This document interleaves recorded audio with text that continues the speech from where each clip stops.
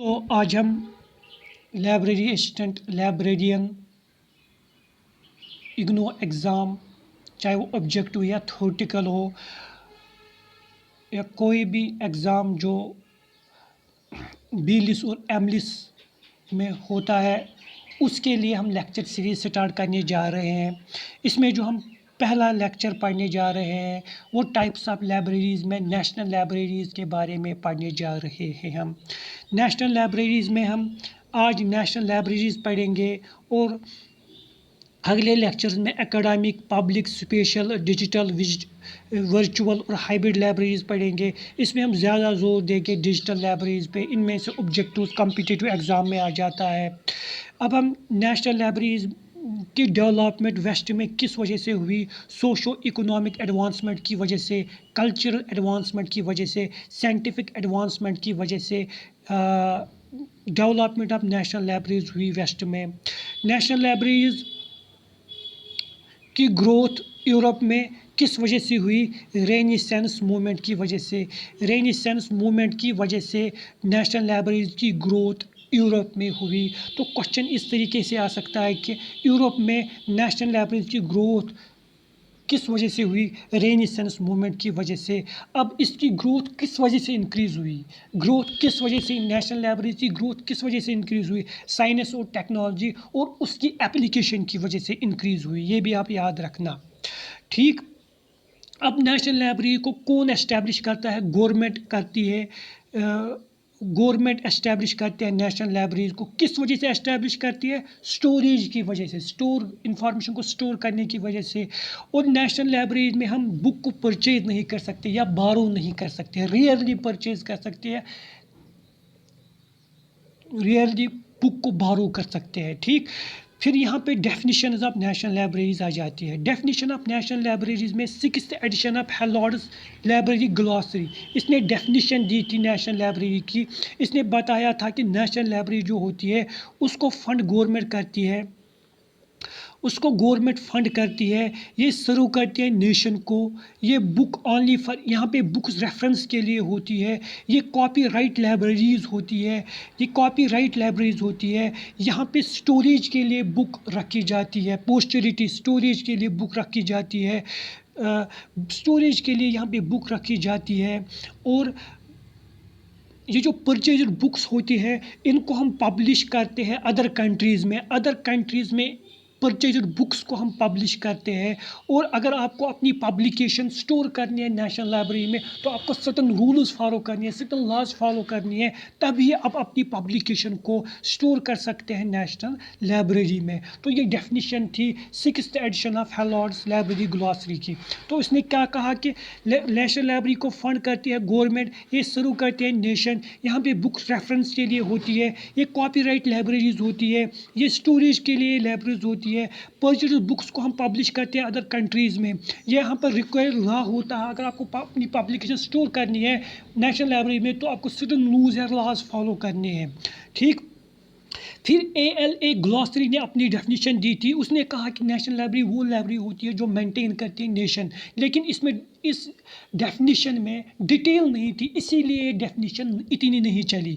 फिर यूनेस्को ने भी अपनी डेफिनेशन दी थी, ये डेफिनेशन मिलती जुलती थी हेलोड्स डेफिनेशन के साथ, ठीक। फिर यहाँ पे हमें फंक्शंस ऑफ नेशनल लाइब्रेरीज पढ़नी है।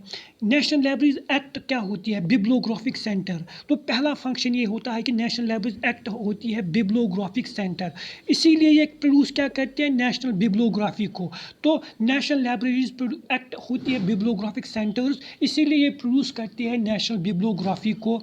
और ये प्रोड्यूस करती है पब्लिक रेट्रोस्पेक्टिव बिब्लियोग्राफी को भी। क्या प्रोड्यूस करती है, पब्लिक रेट्रोस्पेक्टिव बिब्लियोग्राफी को भी ये प्रोड्यूस करती है, ठीक। और ये कंपाइल करती है यूनियन कैटलॉग को। ये भी आप याद रखना, चौथी फंक्शन जो है ये कंपाइल करती है यूनियन कैटलॉग को। ये भी आप नोट करना, इंपॉर्टेंट है, यूनियन कैटलॉग को ये कंपाइल करती है, ठीक।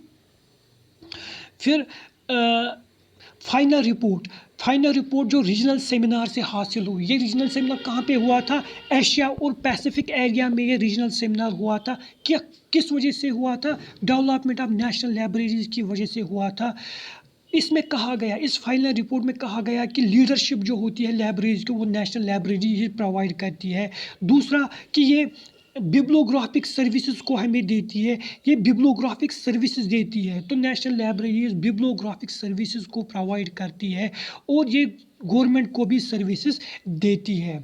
ठीक, फिर लूर 1997, drawing on line and line 1979 और इफ्ला 1992 ने कहा एस्टैब्लिश किया 3D वर्कम नेशनल, कि इन्होंने 3 डायमेंशनल वर्कम नेशनल लाइब्रेरी दिखाई या एस्टैब्लिश की। किसने?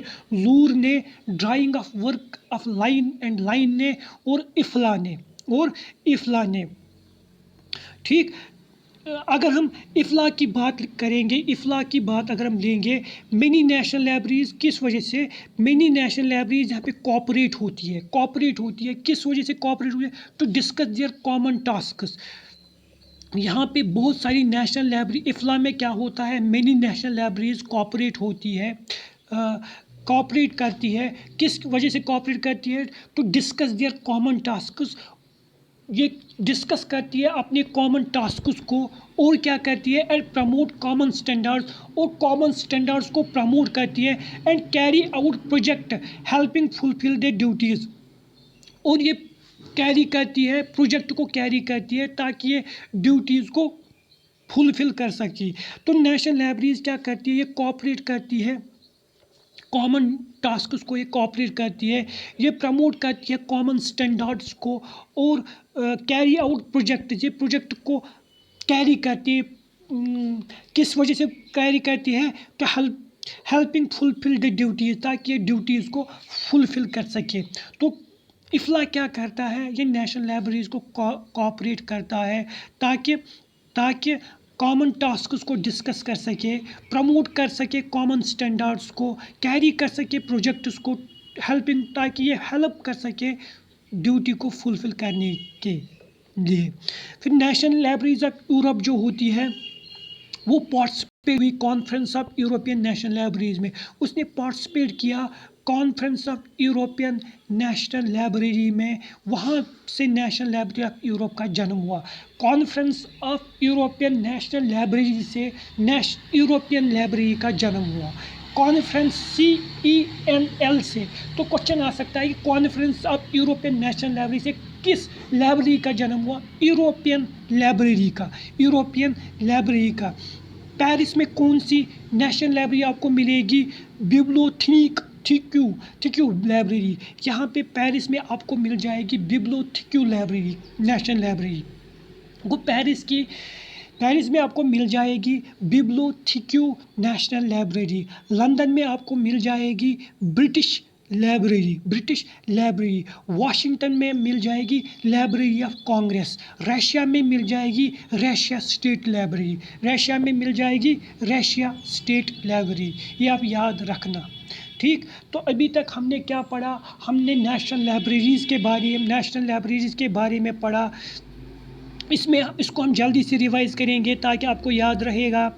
इसमें हमने क्या पढ़ा? इसमें जो हमने पढ़ा नेशनल लाइब्रेरीज़ के बारे में, नेशनल लाइब्रेरीज़ की डेवलपमेंट वेस्ट में किस वजह से हुई? सोशो इकोनॉमिक, कल्चरल और साइंटिफिक एडवांसमेंट की वजह से। नेशनल लाइब्रेरीज़ यूरोप में ग्रो किस वजह से हुई? रेनेसांस मूवमेंट की वजह से ग्रोथ आकर्स। इसकी ग्रोथ किस वजह से इंक्रीज़ हुई? साइंस और टेक्नोलॉजी की वजह से और इस एप्लीकेशन की वजह से। नेशनल लाइब्रेरी को एस्टैब्लिश किसने किया? गवर्नमेंट ने स्टोरेज पर्पज़ के लिए एस्टैब्लिश किया। यहाँ पे नेशनल लाइब्रेरी में हम बुक को रियली बारो कर सकते हैं, नहीं कर सकते, आमतौर पर नहीं कर सकते हैं, हम ये कह सकते हैं। अब डेफिनेशन ऑफ नेशनल लाइब्रेरी में हमने क्या पढ़ा कि लाइब्रेरी फंडेड बाय गवर्नमेंट, इस लाइब्रेरी को फंड गवर्नमेंट करती है, ये सर्व करती है नेशन को। यहाँ पे बुक्स ओनली फॉर रेफरेंस होती है, रेफरेंस के लिए यहाँ पे बुक्स होती है। कॉपीराइट लाइब्रेरीज यहाँ पे होती है, स्टोरेज के लिए यहाँ पे बुक्स को रखा जाता है। यहाँ पे जो परचेज्ड बुक्स होती है, purchased books from national libraries को हम पब्लिश कर सकते हैं आउटसाइड कंट्री ओनली। फिर यहाँ पे क्या चीज़ होता है कि अगर हमें अपनी पब्लिकेशन को स्टोर करनी है नेशनल लाइब्रेरी को, हमको सर्टन रूल्स या लॉज फॉलो करने होंगे, यही कहता है। लेकिन ALA ग्लॉसरी ने क्या डेफिनेशन दी थी नेशनल लाइब्रेरी की? उसने कहा कि लाइब्रेरी मेंटेनर बने नेशन, इसको हम नेशनल लाइब्रेरी कहती है। फिर यूनेस्को ने जो डेफिनेशन दी थी वो मिलती जुलती थी हैलॉर्ड के साथ। फिर हमने फंक्शन ऑफ नेशनल लाइब्रेरी के बारे में पढ़ा कि national library act as a bibliographic centre, ये प्रोड्यूस करती है नेशनल बिब्लियोग्राफी को। क्या प्रोड्यूस करती है? नेशनल बिब्लियोग्राफी को। फिर हमने क्या बताया आपको कि ये प्रोड्यूस करती है रेट्रोस्पेक्टिव बिब्लियोग्राफीज़ को भी, और ये क्या करती है, और ये कंपाइल करती है यूनियन कैटलॉग को भी। ये भी आप पॉइंट याद रखना। फिर जो फाइनल रिपोर्ट हमें हासिल हुआ रीजनल सेमिनार से, जो एशिया और पैसिफिक एरिया में हुआ था, किस किस किस वजह से हुआ था? Development of national library. वहाँ से जो फाइनल रिपोर्ट हमें मिला उसमें क्या बताया गया था कि लीडरशिप कौन करता है नेशनल लाइब्रेरी की? लीडरशिप लाइब्रेरीज की नेशनल लाइब्रेरी करता है कि लीडर लाइब्रेरीज का नेशनल लाइब्रेरी होती है। ये प्रोड्यूस करती है बिब्लियोग्राफिक सर्विस को भी, और ये सर्विस देती है गवर्नमेंट को भी, ठीक। फिर लूर LOR 1997 में drawing on the work of line and line 1979, और इफ्ला 1992 ने एस्टेब्लिश किया 3D work of national library, ठीक। फिर अंडर नेशनल लाइब्रेरी सेक्शन इफ्ला क्या कहता है? इफ्ला ने क्या किया? इफ्ला ने मेनी नेशनल लाइब्रेरीज को कोऑपरेट किया ताकि ये डिस्कस कर सके कॉमन टास्क को, और प्रमोट कर और दे कुछ कॉमन स्टैंडर्ड्स, और जब ये डिस्कस करे कॉमन टास्क को तो ये प्रमोट करे कॉमन स्टैंडर्ड्स को, और ये कैरी कर सके कुछ प्रोजेक्ट्स को ताकि ये हेल्प करे ड्यूटीज़ को फुलफिल करने में, ठीक। तो यही फंक्शन था इफ्ला का। अब नेशनल लाइब्रेरीज, ये conference of European national library जिसको CENL कहते हैं, वहाँ से यूरोपियन नेशनल लाइब्रेरी का जन्म होता है। पेरिस में कौन सी नेशनल लाइब्रेरी है? बिब्लियोथेक्यू नेशनल लाइब्रेरी। लंदन में कौन सी लाइब्रेरी है? ब्रिटिश लाइब्रेरी है। वाशिंगटन DC में कौन सी है? Library of Congress. रशिया में कौन सी है? रशिया स्टेट लाइब्रेरी, ठीक। अब हम नेशनल लाइब्रेरी ऑफ इंडिया के बारे में पढ़ेंगे। यहाँ पे हमें पढ़ना है कलेक्शन के बारे में। नेशनल लाइब्रेरी ऑफ इंडिया कहाँ पे है? कोलकाता में। ये आप याद रखना पहला पॉइंट। क्वेश्चन इस तरीके से आ सकता है कि इंडिया की नेशनल लाइब्रेरी कहाँ पे पाई जाती है? तो कोलकाता में। ये पहला ऑब्जेक्टिव आपको बन सकता है। यहाँ पे तकरीबन 2.2 मिलियन बुक्स और अदर मटीरियल्स हैं। ये कलेक्शन किस वजह से बिल्ड हुआ है, या किससे ये कलेक्शन, इतना ज़्यादा कलेक्शन कहाँ से बिल्ड हुआ? ये कहाँ से बिल्ड हुआ? गिफ्ट्स की वजह से। गिफ्ट्स दिए गए नेशनल लाइब्रेरी को, बुक्स दिए गए या मटेरियल दिया गया नेशनल लाइब्रेरी को गिफ्ट, उस वजह से ये कलेक्शन इंक्रीज़ हुई। एक्सचेंज की वजह से ये कलेक्शन इंक्रीज़ हुई। परचेज़ की वजह से, यानी गवर्नमेंट ने परचेज़ किए बुक्स को या मटेरियल को, उस वजह से इंक्रीज़ हो गई नेशनल लाइब्रेरी की collection. Delivery of books and newspapers, उस वजह से भी नेशनल लाइब्रेरी की कलेक्शन इंक्रीज़ हुई, ठीक। फिर अदर डिपॉजिटरी प्रिविलेजेस जो होती है, उस वजह से जो अदर डिपॉजिटरी प्रिविलेजेस होती है, उस वजह से भी नेशनल लाइब्रेरी की कलेक्शन इंक्रीज़ हुई। तो ये जो कलेक्शन इंक्रीज़ हुई, ये बिल्डअप हुई नेशनल लाइब्रेरी की कलेक्शन किस वजह से हुई? गिफ्ट की वजह से, एक्सचेंज की वजह से, परचेज की वजह से, delivery of books and newspaper की वजह से, एंड अदर डिपॉजिटरी प्रिविलेजेस की वजह से। ब्रॉड मतलब असल में अगर हम कह सकते हैं कि मेनली किस वजह से कलेक्शन इंक्रीज़ हुई या बिल्ड अप हुई नेशनल लाइब्रेरी की, वो परचेज़ की वजह से। किस वजह से? परचेज़ की वजह से। ये आप याद रखो, क्वेश्चन में आ सकता है कि किस वजह से, मेनली किस वजह से ये कलेक्शन इंक्रीज़ हुई नेशनल लाइब्रेरी की? तो परचेज़ की वजह से। तो परचेज़ की, इसका आंसर जो होगा वो परचेज़ होगा, ठीक। फिर कलेक्शन जो होती है नेशनल लाइब्रेरी, इंडिया की नेशनल लाइब्रेरी में, वो इंग्लिश में है और हिंदी में। ज़्यादातर इंग्लिश में है, बाकी लैंग्वेजों में भी ज़्यादातर इंग्लिश में है और हिंदी में है। ये आप याद रखना, ठीक। अच्छा, ये इम्पोर्टेंट पॉइंट है, ये बहुत ही इम्पोर्टेंट पॉइंट है। ये पॉइंट आप याद रखना, बहुत ही एग्ज़ाम्स में ये पॉइंट आता है कि नेशनल लाइब्रेरी की कलेक्शन को गिफ्ट, सबसे बड़ा गिफ्ट कहाँ से आया? सर आशुतोष मुखोपाध्याय ने। सर आशुतोष मुखोपाध्याय, याद रखना, सर आशुतोष मुखोपाध्याय कलेक्शन जो थी वो उस फैमिली ने, सर आशुतोष मुखोपाध्याय की फैमिली ने ये कलेक्शन गिफ्ट की थी। किसको? गवर्नमेंट को। तो सबसे बड़ा गिफ्ट आया था सर आशुतोष मुखोपाध्याय फैमिली से, और उसने जो कलेक्शन दी थी उस कलेक्शन का नाम था सर आशुतोष मुखोपाध्याय कलेक्शन। ठीक, ये आप याद रखना। अच्छा, ये जो नेशनल लाइब्रेरीज ऑफ इंडिया है, इसकी जो एक्सचेंज रिलेशनशिप होती है वो 117 इंस्टीट्यूट से है। 117 इंस्टीट्यूट से इसकी एक्सचेंज रिलेशनशिप होती है। जो 117 इंस्टीट्यूट्स होती है ये 56 कंट्रीज़ में पाए जाते हैं वर्ल्ड वाइड। तो नेशनल लाइब्रेरी की जो एक्सचेंज रिलेशनशिप होती है वो 170 कंट्रीज से होती है, और जो वो 56 दुनिया की 56 मुल्कों में पाई जाती है। ठीक, ये जो 170 इंस्टीट्यूट ये मुख्तलिफ दुनिया के 56 मुख्तलिफ मुल्कों में पाए जाते हैं। ठीक, national library accrue valuable foreign documents by exchange relationship. National library ने वैल्यूएबल डॉक्यूमेंट्स अचीव किए। वैल्यूएबल डॉक्यूमेंट्स किस वजह से अचीव किए? इसी एक्सचेंज रिलेशन की वजह से। एक्सचेंज रिलेशन की वजह से ही नेशनल लाइब्रेरी ने बहुत ही इम्पॉर्टेंट वैल्यूएबल डॉक्यूमेंट्स हासिल किए जो which are not available through trade channels, जो ट्रेड चैनल से अवेलेबल नहीं थी, जो ट्रेड चैनल से अवेलेबल नहीं थी। एक्सचेंज रिलेशन से ही नेशनल लाइब्रेरी ने बहुत ही इम्पोर्टेंट डॉक्यूमेंट्स हासिल किए हैं। ठीक, ये कलेक्शन के बारे में था। अब सर्विस के बारे में क्या है कि service national library of India has following service. ये कौन कौन सी सर्विस हमें देता है? लैंडिंग सर्विस, बहुत ही इंपॉर्टेंट सर्विस है ये। नेशनल लाइब्रेरी की ऑफ इंडिया की बहुत ही इंपॉर्टेंट सर्विस जो है वो है लैंडिंग सर्विस। लैंडिंग सर्विस, इसमें इंटर लाइब्रेरी लोन्स भी आता है। इंटर लाइब्रेरी लोन्स भी आता है लैंडिंग सर्विस में। इंटर लाइब्रेरी लोन्स भी आता है। ये जो लैंडिंग फंक्शन होता है ये rather peculiar form of national library of India होता है। ये rather peculiar form of national library of India होता है। Rather peculiar form of national library of India होता है। ठीक, ये हमें और कौन सी फैसिलिटी देती है? ये रीडिंग फैसिलिटी भी हमें देती है। नेशनल लाइब्रेरी ऑफ इंडिया हमें रीडिंग फैसिलिटी भी देती है, लैंडिंग सर्विस भी देती है, बिब्लोग्राफिक सर्विस भी हमें देती है, बिब्लोग्राफिक और रेफरेंस सर्विस भी हमें देती है, और रेपोग्राफी सर्विसेज भी हमें देती है। तो कौन कौन सी services national library of India हमें देती है? ये हमें लैंडिंग सर्विस भी देती है, दूसरी जिसमें इंटर लाइब्रेरी लोन्स भी आता है ये हमें दूसरा देता है। ये हमें रीडिंग फैसिलिटीज़ भी देती है, ये बिब्लोग्राफिक और रेफरेंस सर्विस भी हमें देती है, और रेप्रोग्राफिक सर्विस भी हमें देती है। तो हम जल्दी से इसको रिवाइज करेंगे। इंडियन नेशनल लाइब्रेरी के बारे में हमने क्या पढ़ा? इंडियन नेशनल लाइब्रेरी कहाँ पे पाई जाती है? कोलकाता में पाई जाती है। इसमें कितनी कलेक्शन है? तकरीबन 2.2 मिलियन बुक्स और अदर मटेरियल इसमें है।